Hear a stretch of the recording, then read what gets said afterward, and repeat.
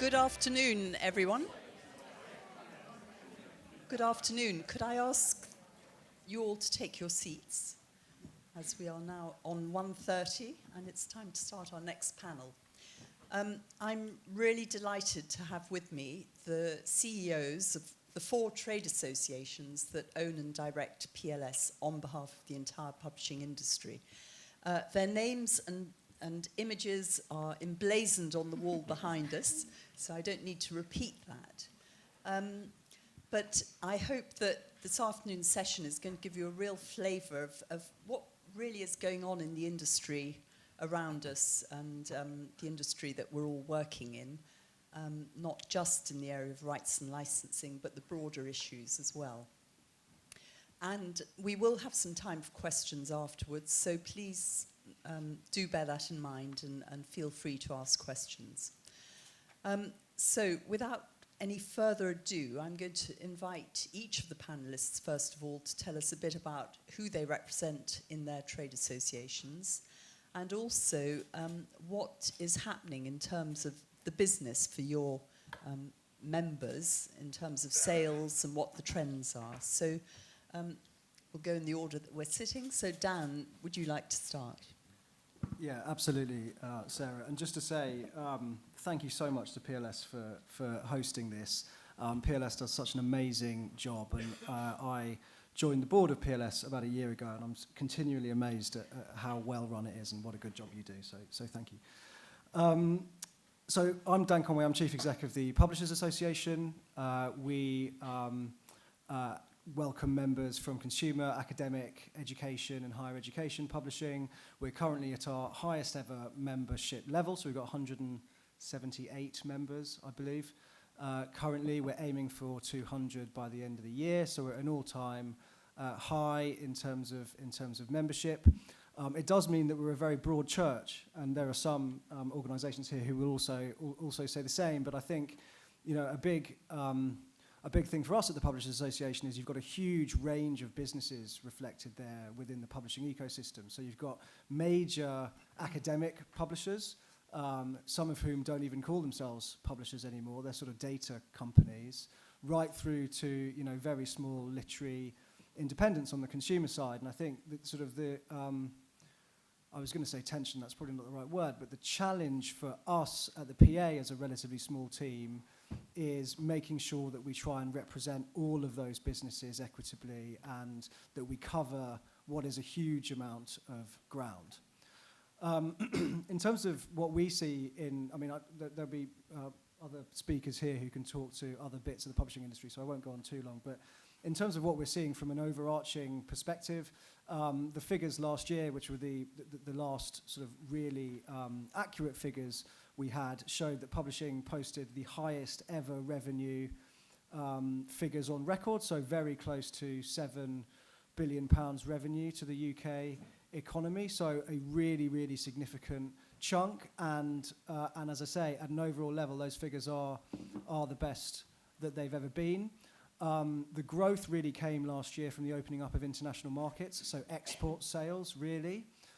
In the consumer market, it was Germany particularly, and through Germany and through the distribution channels in Europe, that's really a proxy for the EU as well. So really in consumer books, EU exporting went up hugely last year. But actually, if you really dig down into our stats, exports were up all across the board, across format, digital, print, and across almost all countries as well. So that's international markets waking up post-pandemic.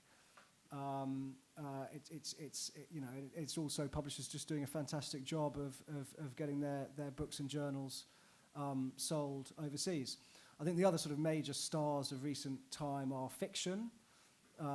Fiction, who 10 years ago or so had been suffering a bit of a decline in readership, has really come back with a vengeance. So fiction's a really, really strong performer. And you can make some assumptions about that, potentially about some of the social times we're in and people wanting to read for escapism and entertainment, and also the fact that your average kind of fiction paperback is a very cost-effective way to spend your time when you're mapping the sort of average cost of a fiction paperback versus your subscription to your streaming service or whatever. So it's a cheap way to spend your time, and fiction's clearly a popular way to spend your time by UK society at the moment. And finally, audiobooks, which has been the sort of boomer for years, right? It's just an amazing, it seems to go up by 100% every single year. So audio remains an incredibly strong performer.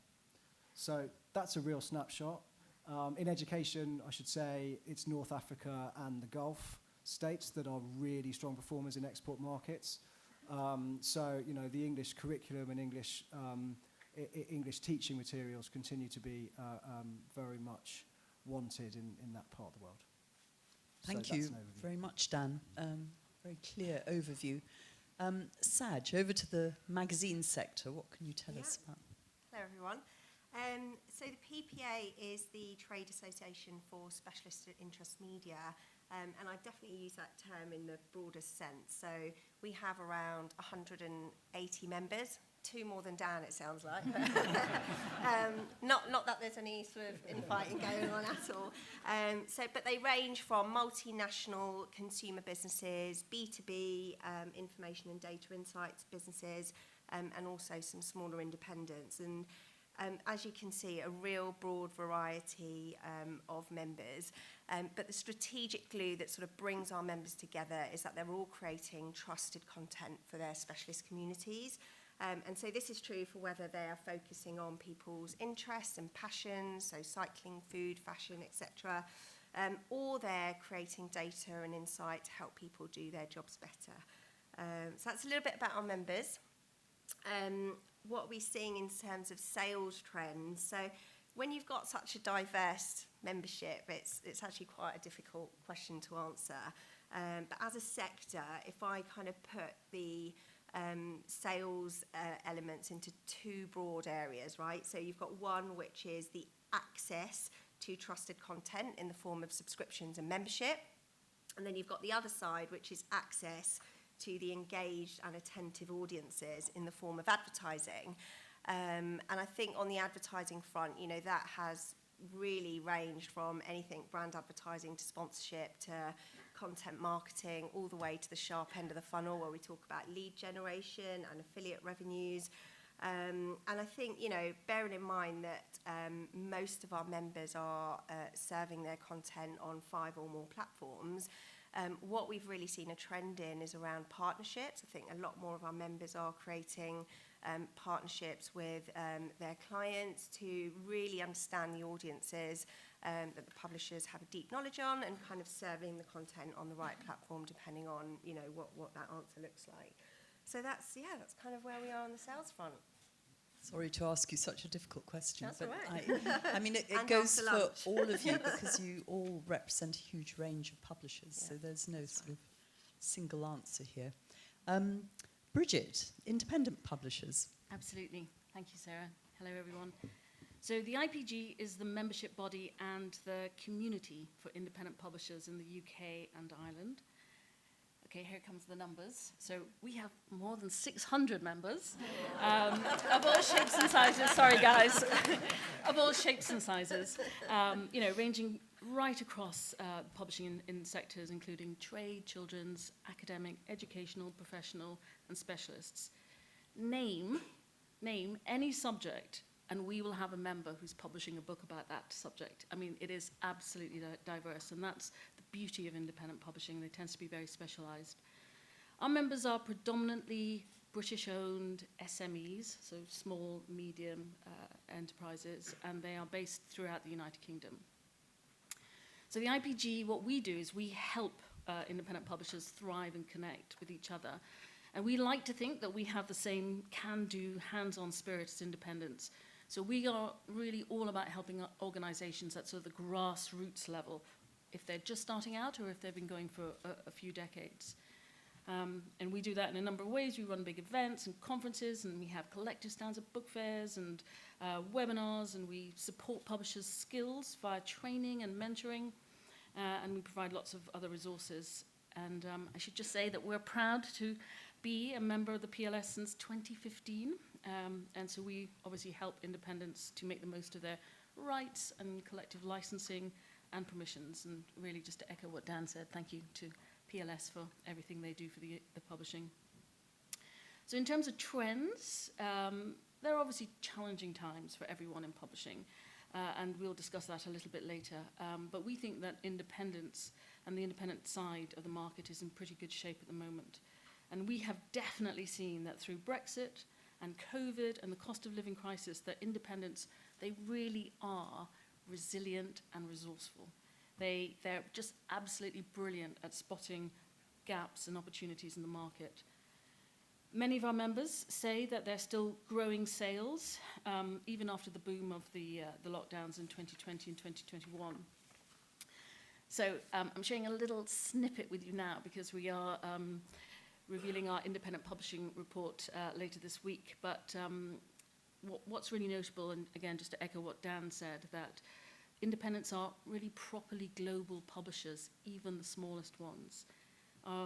In the report, it showed that more than half of all our members trading last year came from exports or rights, and that's a really good increase of a few years ago. And obviously, the world's opened up since COVID, and also obviously because of the favourable exchange rates as well. I'm sure that's had an impact. But really, it really shows how sort of globally minded independent publishers are and how much their content is valued around the world. Another finding from our report shows that the balance of print and digital sales is sort of settling down. And we're seeing roughly a 70-30 split in print and digital, and that hasn't changed much in the last few years. I think that's probably slightly more tilted towards print than larger publishers. And we are seeing that we've got a swathe of publishers coming up through the ranks who are getting bulks of their sales from digital content, and they are sort of digital first and format agnostic is what we say. And the final thing just to mention now about the independent publishing report is that we found that a fifth of members' new books last year were written by first-time authors.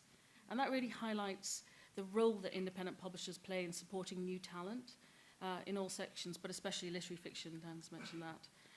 And they really help to make sure that we get a proper diversity of voices heard in the industry. That's it from me. Thank you very much, Bridget. Wayne, last but not least, Learned and Professional Society Publishers. Yes, good afternoon, everyone. Yes, I'm Wayne Syme, and here representing ALPS. At the heart of our organisation, we are a professional network of people who are working within the scholarly communications and publishing industry. We have a corporate membership subscription, and we have over 300 corporate members who operate in 37 countries across the world. We have a very large professional development provision, and we also have our own journal, Learning Publishing, and we also have a very active policy committee that responds to policy and funders' requests for information in the US, the UK, and the EU. When you take down the breakdown of our membership, roughly 60% of our members are in the non-profit sector, that is the society publishers and university presses, and 40% are for profit, and that includes from the large commercial publishers right down to individual consultants and consultancies. Our split regarding STM and HSS is roughly 62% of our members operate in STM and 38% within the humanities and social sciences. When you're looking at trends within our organisation, in 2021 we had 276 members, and I'm pleased to say that today we have 313, so we are growing, which is great. The growth areas for us have been in China. We've gone from 0 to 9. We have 9 university presses that are now members. And a couple of years ago, we introduced a discount scheme for countries based in LMI or low middle income countries of up to 65% of our chargeable services. And we've gone up to about 35 of those members, which I'm pleased to say. We are growing in the United States. We have now 58 solely US providers.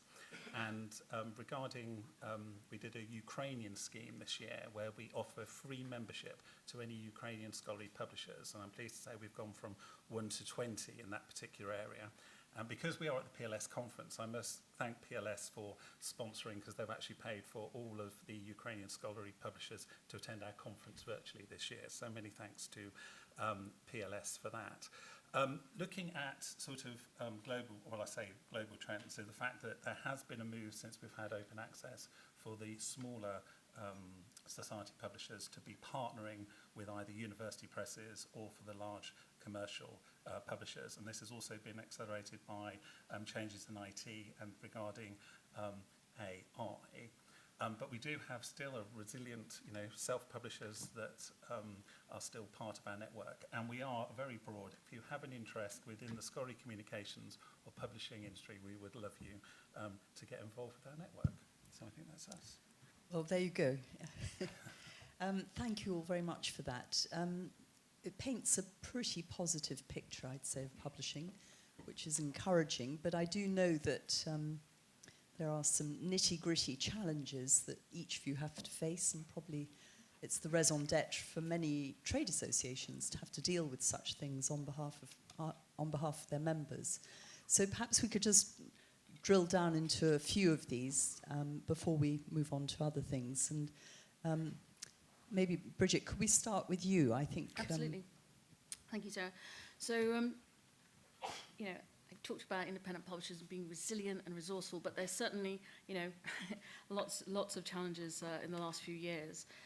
Costs are definitely the biggest challenge for our members at the moment. The rising price of paper and print is particularly high, and there's also inflation right now right across the supply chain and overheads like energy bills.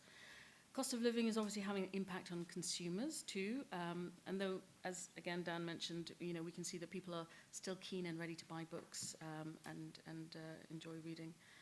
But it does raise an interesting conversation around pricing and the pricing of books, and certainly we've covered this at our conferences in the last 12 months. I think most of us will agree that publishers' content is undervalued. And that prices haven't risen as much as they probably should. And that particularly applies to ebooks, for example. Anyway, there are no easy answers to that, and that's a conversation that we will still be having.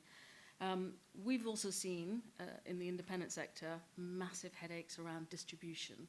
There is not enough supply for the demand that's needed, and companies like GBS have announced that they're going to be closing. So that's really a big headache at the moment. And we all know about the problems of books going out, to Europe since Brexit and around shipping around the world. So distribution is really tricky at the moment, and certainly we're doing quite a bit of work in the background on that. But it does raise an interesting point around distribution models, because I'm of the opinion that it's quite an old, outdated model, and we can see that sort of new publishers and those who are thriving have been going towards a sort of print on demand, digital first, so as a way of reducing print runs, stock holding and returns. And a fantastic example of that is Boldwood Books. They won our Independent Publisher of the Year award last year. And it's a really smart way to future-proof your organisation and not have, obviously, lots of books on the shelves. So that's it. Thanks very much, Bridget. Perhaps I think costs are probably a common theme across all of you, and rising costs, that is, paper costs, etc. But Wayne, you have some particular challenges. Perhaps you could talk about open access. I will talk, but just sort of, if I can, just finish on Bridget's point, especially about costs. And I was very heartened by the discussion we had actually before dinner, because before lunch, that a lot of our members are going only, first, instead of print, and they are actually finding that's actually a better business model, and that is actually saving costs very much within the academic sector. So I just wanted to make that particular point, as Bridget raised that. But no, moving on to open access. Now, I should declare at the beginning that ALPS, as a trade association, is very positive and supportive of sustainable open access. We have actually done 3 projects with Coalition S, the coalition of funders, and very much about accelerating open access for society publishers. But I think it's fair to say on our members that there are a few challenges, shall we say, and I'm going to focus on one specific one that is really affecting learned societies at the moment, and that is to do with their members who are researchers in many disciplines, but not actually attached to a university, not actually working within a university. and they are finding it near impossible to actually get funding for open access for their articles that they are doing. And just to sort of really sort of illustrate this point, and because we are in the home of the Royal Society of Medicine, I thought I'd use healthcare as an example, but this does apply to all disciplines, and I should also stress that humanities and social sciences are finding it particularly difficult, but we are here today, and it is the NHS's 75th birthday today, so let's go for healthcare. But if you are a healthcare professional working in London and talking about a physio or radiologist, any healthcare professional, pharmacist, and you want to write a paper, well, you're able to, because your NHS trust is attached to a university, to a medical school, and therefore there is funding available for you to publish your article. If you move outside of the M25 in any particular direction, but if you come to where I live in North Hertfordshire, to the Lister Hospital is not attached to a university, and therefore none of the healthcare professionals have got access to OA funding, and therefore are not able to publish in those journals. And this is the same across the whole country. Really, if you're in teaching hospital, you're fine, but if you're in a district general hospital, you're not, and it gets even worse on primary care. But I'm just giving that as one example. But if you take any of the learned societies, it doesn't matter what the speciality is, you are having this problem where voices are being silenced because they're not able to get funding for these journals. If you then look more globally, and especially when I was talking earlier about our growth in low-middle-income countries, low-income countries, researchers from those backgrounds stand absolutely no chance at all in getting funding. And the only way they can actually get anything done is by partnering with a Western academic, really get the name on the paper so that you can get your article published. Now, that's not right on so many levels. I won't go into that now, but that is clearly not a good state of affairs. And just sort of, if I just finish on the looking at the universities, because and coming back to the UK, I mean, obviously the pressure on UK universities at the moment, because of, I mean, in general, the idea was with the equation that as library budgets would decrease, basically there would be more money available for open access. Well, clearly that equation needs a bit of work. But universities are under huge pressures at the moment to try and balance this. So what we would like to see within ALPS is really a meeting again of funders, researchers, librarians and publishers to really look at what has worked, what hasn't worked, so that we don't have any inequality in the research, so that we have got the research base that we all desire for when we're dealing with things like global health or a pandemic. Anyway. Thank you very much, Wayne. Dan, I don't know if you want to pick up on anything Wayne has said or anyone else, but what are the sort of big challenges for you at the moment, you and your members? So I think there's a common theme that we see across actually consumer education and academic publishing, which is it's a long-term risk rather than a sort of short-term headache at the moment, which is just fundamental disintermediation between author and consumer. And if you look at open access, as Wayne's been talking about, there's the diamond open access model that's being championed, particularly in Central Europe at the moment, which effectively disintermediates academic publishers from the process. It's a completely not-for-profit option where you don't have any fee involved whatsoever. In higher education, you have UK universities pushing something called rights retention strategies to keep the copyright for their works. In school publishing, you have the advent of the new Department for Education curriculum, Quango, which effectively is looking to directly procure education resources for UK, and actually, because they're not going to geo-block the content, global English language audiences. And in consumer publishing, of course, you've got self-publishing and you've got Kindle Unlimited. And in all of those areas, what effectively you're seeing is market options being developed which threaten to cut out the publisher in each one of those scenarios. And in a sense, you know, of course, like, we should all be welcoming innovative new business models, ways of reaching the consumer. Self-publishing is brilliant for certain authors, and authors would choose it, and that's fantastic. I think what we should be interested in as an industry is telling a really loud, proud, positive story about the value that we bring in each of those scenarios. It's not about shutting down any of those scenarios particularly that I've talked about in their entirety. It's about making sure that as a sector we can tell a proud story about publishing services and what we actually add, and the fact that if you come through a publisher with the services, the editorial services that we provide, the ability to, in the academic sector, for example, link up metadata and make research usable. There's lots of arguments we can employ, but I think in terms of the challenges that we face, there are a lot of them. And I think the way that we tackle that together is by telling a really clear story about the value of publishing services. And Saj talked a little bit about trusted information in her intro, and I think probably that's a golden thread that's part of it, that, you know, publishers, if you look 5, 10, 20 years from now, we've already got an information boom with the advent of digital that's going to be expanded to the nth degree by developments in AI. And what's publishers' role in all of that in terms of connecting information with the reader? And I think that's the bit that we should all probably focus on is the value of publishing services within that wider ecosystem, and that probably applies to all publishers in my membership. Thank you very much, Dan. Saj, would you like to comment on the challenges that yeah. you're really grappling with at the moment? Yeah, certainly.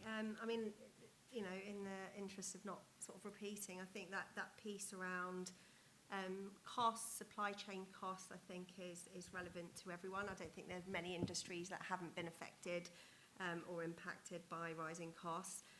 Our members, especially those that have a significant print element to their portfolio, have been really faced with a period of escalating costs linked to printing, distribution, access to paper. And I think the fact that there's been the closing of a number of printers and, you know, leaving one dominant one in place, I mean, lack of competition is never a good thing. And I guess linked to the economic environment, you have the additional challenge of customers and consumers actually making choices about what they want to subscribe to. So when they are sort of cancelling their subscriptions because they need to think about how they're getting food on the table, that's a very real problem, and, you know, one that has a direct effect on our publishers' revenues. I will caveat this. I think it's very different in the business media sector. They have tended to have a much more optimistic outlook. I think there's a different thought process when you're thinking about the corporate pound. So, you know, B2B subscriptions and enterprise subscriptions haven't been affected in quite the same way as customer direct. And just on that point of AI, I think, you know, I know that's a theme throughout the day, and it has been, I guess, since we've all come back over Christmas, since Christmas. But I think, you know, apart from the fact of trying to make sure that, you know, publishers' IP is protected, I think there's also an opportunity there that publishers are trying to unlock. It's a bit of a challenge at the moment because no one really knows what's happening, but I think there is an opportunity, and Dan touched on it, right? It's the opportunity to really sort of try and unlock the fact-checked, vetted, trusted journalism versus you know, user-generated content, but also now the incoming of AI content as well. So I think, yeah. So, Saj, that's a very good cue into what I was going to ask you all next, because, as you said, AI is a theme during the day, and there will be more on it later on Will's policy panel and with our keynote speaker.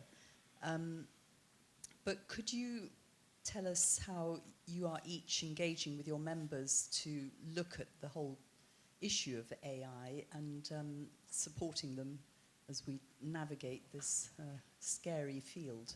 Dan, would you like to kick off? Sure, of course. I don't want to steal... Without going into the sort of details of what's happening in AI, because I think that is for another panel. Understood. I don't want to steal Will's thunder. Well, look, I mean, we've set up a very sexually named AI task force at the PA. It's got huge interest, as you imagine, so lots and lots of people have nominated AI leads to that, and we're trying to work holistically through that group in terms of how we deal with the huge challenges and potentially opportunities that AI brings. I think the one, I suppose, eyes up contextual point that I would make is that we could solve this in the UK, and Will's panel will talk about this. We could get all the regulation right in the UK, but if in Japan or Singapore or other nations they have they take a different legal approach, and effectively you just have AI software companies being trained in different jurisdictions completely legally, then the horse would have bolted. So to some degree, it is a UK conversation, but also I think we need to be working incredibly hard with international colleagues to make sure there's some joined up thinking government to government on this, because you can get the AI regulation completely right here, but if you get it wrong internationally, then it's a zero-sum game overall. On that negative thought, Saj. Much like Dan, to be honest, we've got an AI workforce that our publishers are feeding into, and obviously part of that is consulting on the recent white paper that was released by government, and they really fed into that and were very active in terms of putting their thoughts across. I think there is also a real appetite to create a set of industry guidelines or considerations about how AI should be used. So I'm not sure I'd describe it quite as a code of conduct, but definitely thinking about some of the considerations around if you are using AI to create or research any content, what are the things that you need to be thinking about? How do you need to be labelling content differently? And also how AI technology can be used effectively as part of a magazine media business's workflow as well. So that's something in train that we're working on. Thank you. And Bridget, are you engaging with your members on this? Absolutely. So, obviously AI and ChatGPT in particular have suddenly come to the fore in 2023 for many, and there are obviously big implications, and as has already been said, both positive and negative. We've really focused on the practical implications of AI in areas like content generation, editing, and author contracts. We did a brilliant session recently on AI and author contracts, and that was really well received. We did a session at our spring conference in February on ChatGPT, and it was incredible because lots of quite big publishers said that really galvanized us to start thinking about our strategy and where we, what we're thinking about with AI. So we've got a lot of talking points coming up at our conference in September, our autumn conference. So surprise, surprise, we have an AI action group. So all different names, and that's taking shape nicely, and that will really help our members in that sense. But what we're looking at and we'll be sharing in September is some skills and training around AI and really what publishers need here to develop around that. Thank you. And Wayne. Okay, well, we have our policy committee, and we actually got who's looking at this, and actually we have actually got the chair of the policy committee here today, Leslie Lansman, so please talk to her after the coffee break. I will pass that one on. But no, we responded to the Government UK AI paper, and I think it's fair to say also that all the trade associations did share their responses with each other, so I do want you to know that we are talking to each other as well, not just here on the stage. But I think from our members' perspective, I mean, publishers are using AI technology. Obviously, there is concerns about attribution, and clearly, I mean, it's not just. I mean, obviously, AI itself is multiplying, as we know, and even with a basic CC BY license, you've got to give attribution to the author, and I do think, obviously, that is one of the areas of concern. But it's something that's coming in. I mean, I think we've had discussions, very robust discussions. It's not some kind of mystical force. It is an algorithm, and therefore it's an algorithm. Somebody's written it. Therefore you can attribute and you can hopefully license it as well. But I mean, I just really I don't think I've got anything further to add to actually what's already been said. But that's what we're doing at the moment. And I was just going to add one thing. I was at an event last week, and somebody described everything that's happening in that space in a really interesting way. So, at some point, AI will just be this thing that we all work with. It will be part of our workflow. It will be in the background. It will be just normal day to day. But it's the journey to getting there that's going to be really interesting. And I think that's been the case of all technological step changes that we've seen. So we're at that point at the moment where it all just seems a little bit confusing. Scary. Indeed, I think that's a fair comment. And the other overarching theme, of course, is sustainability. And we had the panel this morning and that is a theme that runs through everything. And I know that you're all working in this area as well. Could you just, for the benefit of our audience, tell us about your respective action groups or whatever? Saj, do you want to kick off on this? I can. So we have a sustainability action group, and we're working on sort of two key things over the course of this year. So we're just about to launch our net zero initiative, and that is a commitment that is formed around 5 actions, and we try to make it as inclusive as possible because not everybody in our sort of membership portfolio has a big sustainability lead. And actually, we want to make sure that any publisher, no matter where they are on their sustainability journey, can sort of make progress around those 5 actions. So that's going to be launching shortly, and we've already got a number of our members signed up to that. The second piece of work, and I think it's going to be a really valuable piece of work in its own right, actually, is a scoping exercise to make sure that everybody is actually measuring the same stuff. I think there was a lot of conversation in the sustainability session earlier around, you know, where do you start with digital? And you know, even when we talk to our members, some digital publishers are sort of going much further up the supply chain with their scope 3, and others are just thinking about actually how weighty is the image that you're uploading onto the website. So I think if we can get everyone doing the same things and kind of measuring the same data points, we can actually start benchmarking ourselves as an industry, and I think that's where trade associations really sort of come into play. That's us. Excellent point. Bridget, would you? That's such an excellent point, Saj.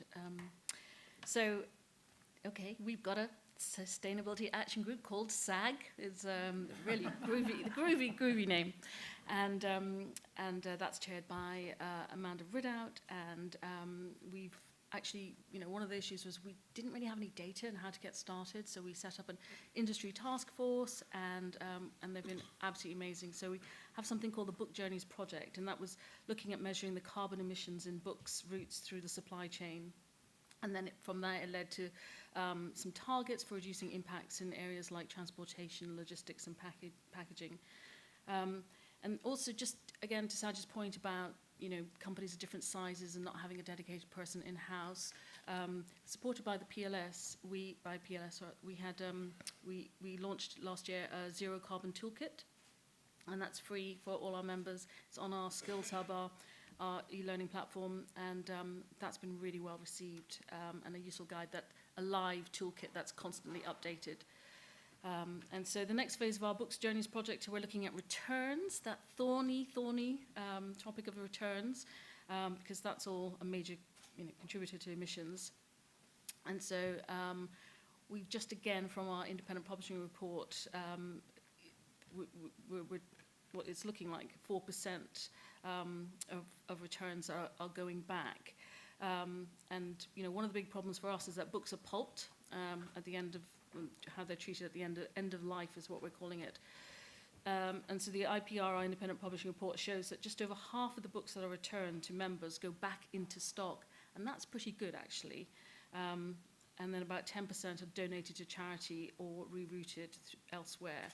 But that does mean about a third of books are being pulped, so that is something that we are sort of looking at. Something else that we're doing is something called the Localizing Print Project. So we're just scoping the potential to bring books closer instead of being printed overseas, to seeing what, you know, is it really feasible for them to be printed closer to where they're being sold. So we'll be again releasing the findings of that in September. But the last point to really make is it's really important, again, we're talking about alignment and collaboration, and especially in something like sustainability, so that we don't have duplication as an industry, and we really do share best practice. So we have something called the SIF, the Sustainability Industry Forum, and that's the IPG, the PA, the Society of Authors, the BA, and BIC. And we have quarterly meetings where you know, we share what we're doing, and we look to collaborate. And I think Dan, you'll agree it's been a useful start. It's the first time we've done that. For a while, September is the next meeting. You missed the last one. I did. But your colleagues came. So yeah, so that's a really important way of us, you know, working together, and I think that's great. Yes, I was going to bring you in there, Dan, because there were lots of references to the work that the PA is doing on this morning's panel. And perhaps, obviously, Bridget has also touched on the collaboration, but could you tell us what your action group is called? Well, sure. Well, I would say that I think sector collaboration is absolutely critical in this area, and something that's quite interesting is that the competition authorities are looking at making it easier for businesses to properly collaborate on this as well. So, i.e., you know, the normal competition law stipulations would not apply if you were trying to share best practice directly B2B around sustainability, including sharing of data. So I think there's something interesting from a regulatory perspective that actually for trade associations like us, but also for businesses who just want to be able to share what they're doing, it might become easier. There's a consultation that the government's consulting on it at the moment, but if that does come into force, it could make a lot of this collaboration a lot easier to do. In terms of what the PA's done, we've tried to bring effectively tools to market to directly affect change and try and encourage sustainable behaviour from our publisher members and those in the wider industry. That was through a carbon calculator, which is a tool which allows publishers to go on and map their carbon output, and also a materials matrix, which effectively is a list of sustainable raw material, of the carbon output of different types of raw materials, so that businesses can make an informed choice about how they are producing their products. Finally, I just think, you know, we still, print is not dead, you know. I mean, Wayne was saying about in scholarly academic publishing, a lot of it's e-first. Obviously, in the wider, and that is true in academic publishing. In wider consumer publishing, the print book is still an incredibly popular model, and I don't see that going away. I think the thing that we have to all remind ourselves about the print book is actually that is locked in carbon right there. And actually, if you look at what happens to books, we store them on our bookshelves at home, we give them to our family when we've started, or our friends when we've read them, we pass them around, we recycle, we reuse. And actually, you know, I think there's something about unpacking that as well that's quite important in this. Very positive. Wayne, do you want to add anything to what you said earlier? Yes, what you're doing. Well, what we're doing, obviously we were a founding signer, ALPS was, of UN SDG Publishers Compact, and we have been having a working group that has been helping a couple of members in this particular area. But the working group's about to become a SIG, a special interest groups. ALPS is about to launch a whole load of special interest groups. Well, I'm quite sort of excited about that, because it basically means it's for members and non-members as well. But why wouldn't you want to join ALPS? But you would be able to, and if you are interested, you can go to our webpage and look under industry help, and you will see that there is a line there to our special interest groups. I did speak to, because we're very fortunate, we've got Jo Wixon, who is an SDG fellow, and I did say to her that I was speaking today, and I said, is there any particular message you would want me to give to this particular conference? And she said, well, the thing is, she said, definitely get people to sign the compact, because very often people think they've got to have a plan in place, they've got to have it all sorted. And she said, if you sign the compact, then you have access to the fellows, and you also have access to our SIGS group as well, and they can really help you on that particular journey. Just go for it, she was saying. She said, don't let the perfect be the enemy of the good. And she said it's very important when you're dealing with this of an organisational level to make sure it's not just pushed from top down, but bottom up as well, and just make sure that you try and engage with all of your employees, because she said you'll actually find there's a lot of positivity, a lot of creativity, and so she really... so anyway, I give you those messages. That's fantastic. So there are a lot of big issues for this industry to grapple with. There's a lot of good going on, but we want to make sure that this industry continues to be vibrant and grows. And I know, once again, that you're all doing a lot of work in different ways to encourage and grow and make it a more diverse industry. And perhaps you could tell us a little bit about what is happening there. And maybe, Dan, could I start with you? Absolutely. So at the beginning of the year, we launched our second inclusivity action plan at the PA, and this was quite hard fought, and you know, very, you know, the wording of that was incredibly carefully chosen. It's a 10-point plan which effectively encourages inclusive behaviour within publishing businesses, and that ranges from getting the right training in place, having the right managerial processes, encouraging flexible working. We've also got a salary transparency ambition in there as well, which was an ambitious thing for us to put in there, because salary transparency is difficult for a number of businesses for a number of different legitimate reasons.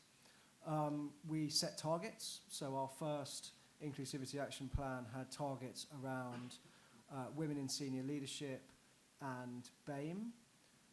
We took those 2 targets to 5, so we added 3 to that. So we're now encouraging signatories to that Inclusivity Action Plan to aim for national demographics in not just BAME and women in senior leadership, but also disability, sexual orientation, and also socio-economic background. And if you look at the data on workforce within publishing, there are areas where we do okay, and there are areas where we do less well. You know, we over-index on women, and we over-index on women in senior leadership. We do a very good job there. We also last time out met our BAME target overall, albeit that was a pretty low target that we were setting. So that's a cautious win. We'll chalk up there. But you know, things are improving in the area of BAME and publishing recruitment. The area that we still need to do a lot of work on is socio-economic background. I think it's 2/3 of the publishing workforce overall, at least as far as we map it, are from familial professional backgrounds, which is sort of ABC1 territory. So that is way over where the national demographic is. So I think to have that included within our target for the Inclusivity Action Plan was something that was really ambitious and really a positive step forward. So the key, of course, is not to have these plans that sit there on the shelf. We are meeting regularly with members to talk about how we push that forward and how we improve it over time. So we're not pretending that we've got it all right. But I think I was quite proud of where we got to with that 10-point plan, and I think there are some really ambitious things in there. And Bridget, I know you're doing a lot around diversity, but could we just focus on what you're doing around training and skills? Yes, so, I mean, just to take a step back in terms of, you know, ensuring that publishing continues to be vibrant. We know that publishers contribute an incredible amount to the UK's economy, culture, literacy and education, but independents really are some of the most distinctive and the boldest of them, and I think that's really important. So we, as I say, you know, we're very much about a practical support for our members, and we're doing all kinds of ways to really up the training and the skills. So again, we'll be sharing all this in the autumn, because I passionately feel that we can really address the socioeconomic challenges of getting people to want to come and work and to be able to come and to have the right skills by offering really accessible training. I think a lot of us maybe in this room who went into publishing or have gone into publishing had, you know, postgrads in publishing, and there's such an opportunity now to really open that out, but by offering comprehensive training.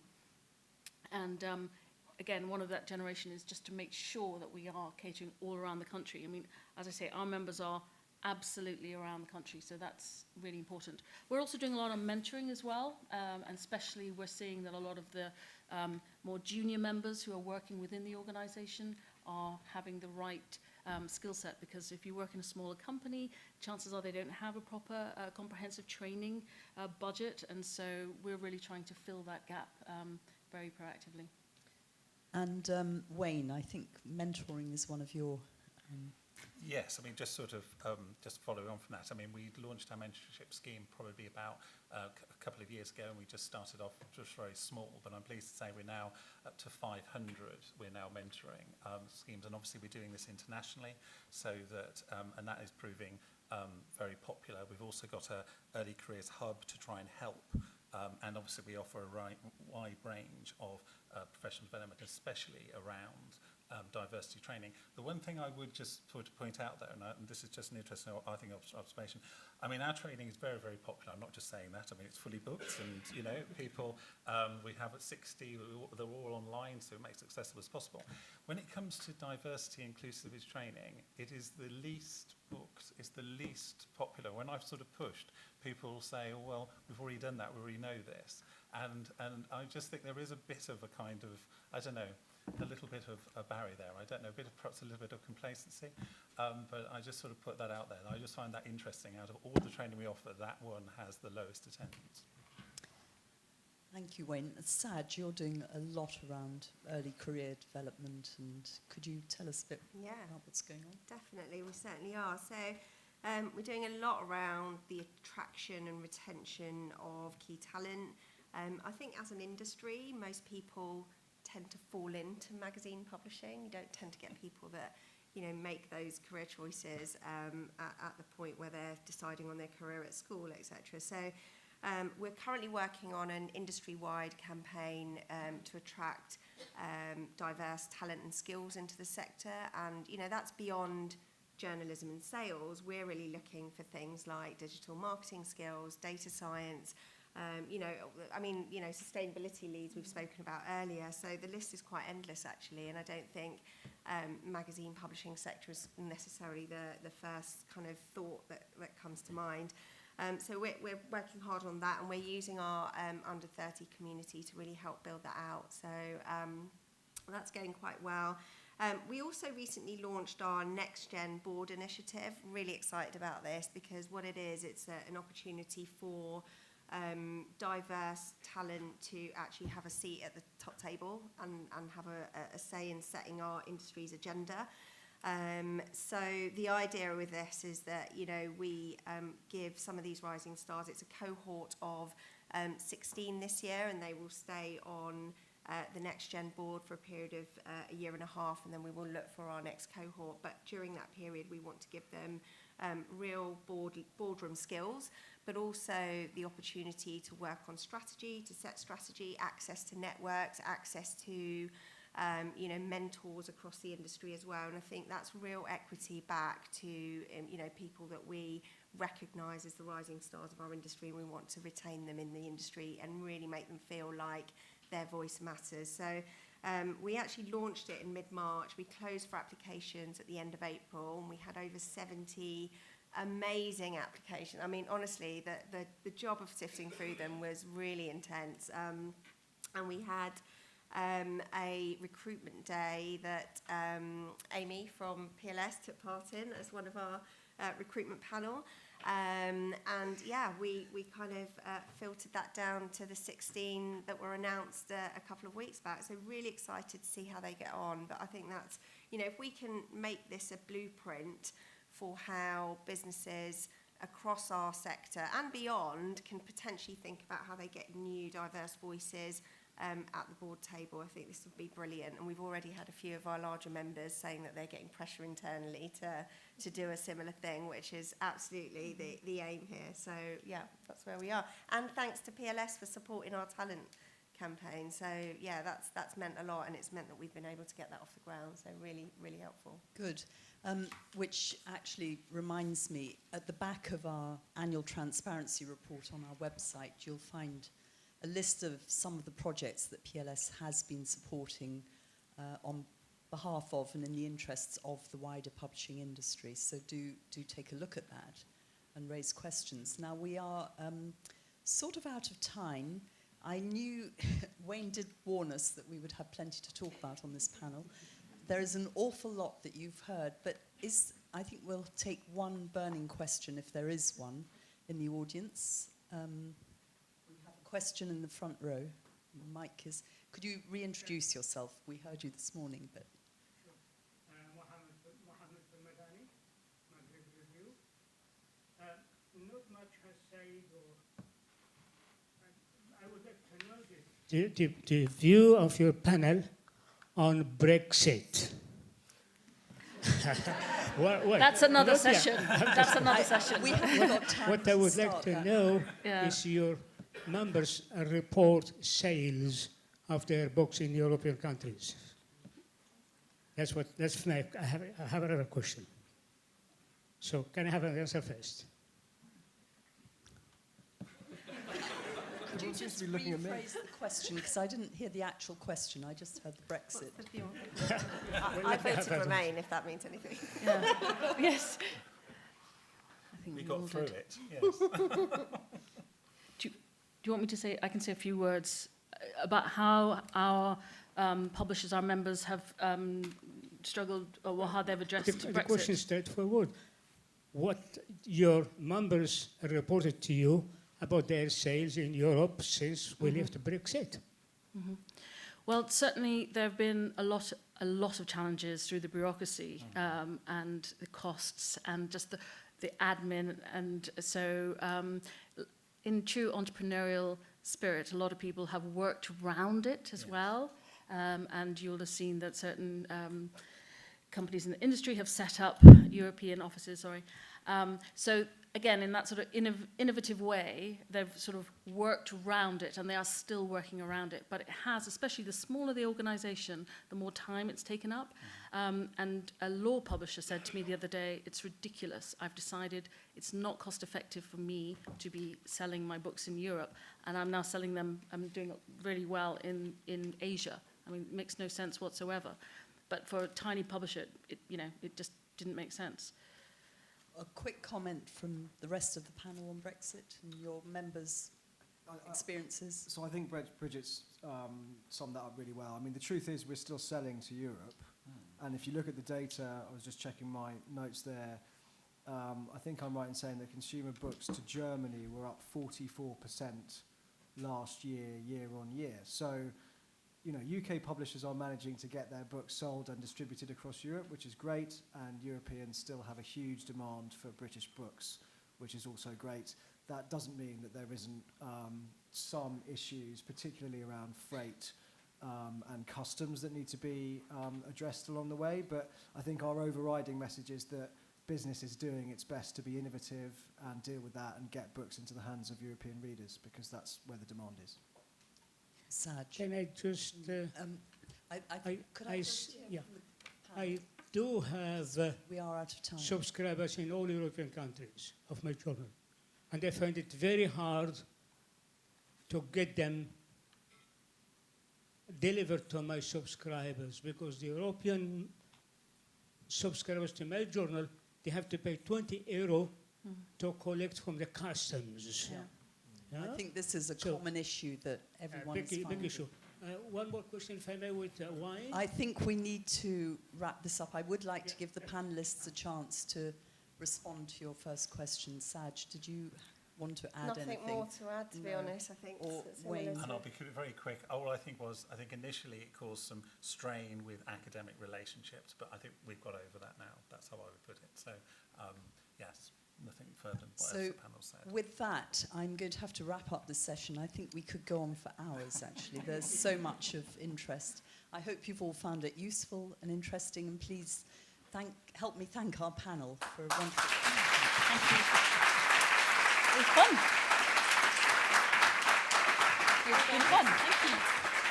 Really interesting to have. And the next session will start in 2 minutes in here, looking at rights, the profile of rights with Amy.